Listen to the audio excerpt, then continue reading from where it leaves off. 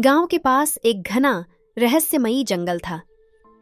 गांव के बुजुर्गों के अनुसार इस जंगल के बीचों बीच एक जादुई वृक्ष था जो किसी भी व्यक्ति की एक इच्छा पूरी कर सकता था।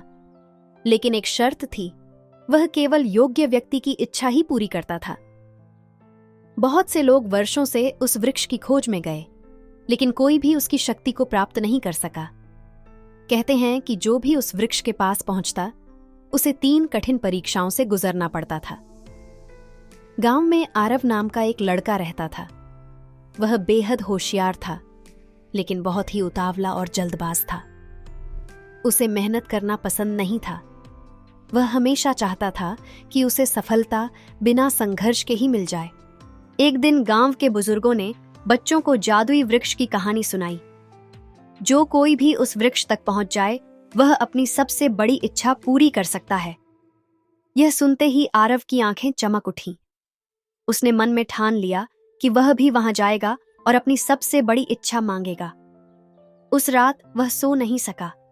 उसकी आंखों के सामने वह वृक्ष बार बार घूम रहा था। अगर मुझे यह मिल जाए तो मेरी जिंदगी आसान हो जाएगी, उसने सोचा। अगली सुबह सूरज उगते ही वह अपने सफर पर निकल पड़ा।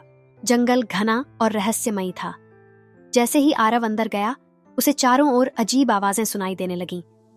वह घबराया, लेकिन हिम्मत जुटाकर आगे बढ़ता रहा। कुछ ही देर बाद उसके सामने एक सोने का रास्ता दिखाई दिया। रास्ता चमचमा रहा था और ऐसा लग रहा था जैसे यह सीधा जादुई वृक्ष तक जाता हो। आरव बहुत खुश हुआ। वाह, मुझे बिना किसी कठिनाई के सीधा रास्ता मिल गया, उसने सोचा और दौड़ते हुए उस रास्ते पर चला। लेकिन जैसे ही उसने उस पर कदम रखा, रास्ता गायब हो गया और वह कीचड़ में गिर पड़ा। उफ, ये क्या हुआ? वह घबराया। तभी हवा में एक गहरी आवाज गूंजी। सफलता का कोई शॉर्टकट नहीं होता। आरव समझ गया कि उसने जल्दबाजी और लालच में गलती कर दी। वह उठ खड़ा हुआ और कीचड़ से बाहर निकलकर असली रास्ते पर चल पड़ा। कुछ दूर चलने के बाद उसके सामने एक बड़ी नदी आ गई। अब मैं इसे कैसे पार करूं? उसने खुद से पूछा। तभी नदी ने बोलना शुरू किया। अगर तुम जल्दबाजी करोगे तो डूब जाओगे, लेकिन अगर धैर्य रखोगे तो तुम्हारे लिए रास्ता खुल जाएगा। आरव सोच में पड़ गया।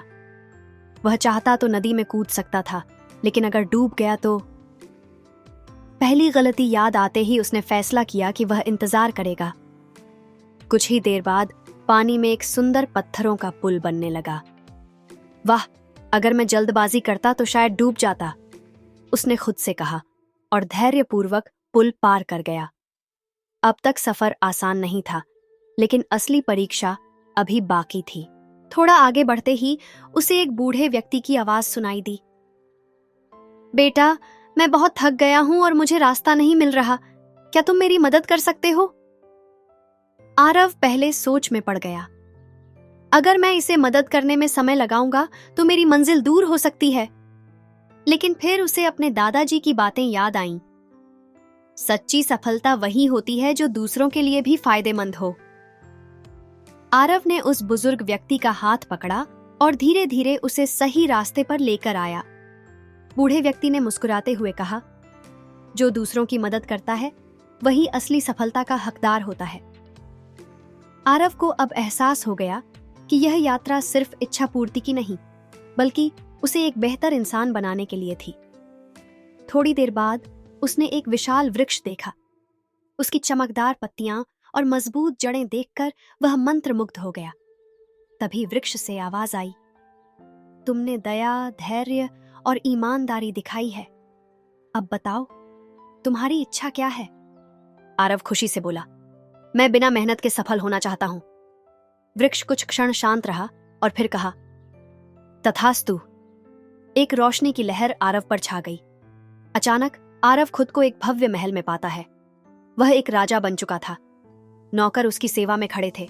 उसके पास अपार धन दौलत थी और हर कोई उसकी प्रशंसा कर रहा था। पहले कुछ दिन उसे बहुत अच्छा लगा, लेकिन धीरे धीरे उसे अकेलापन महसूस होने लगा।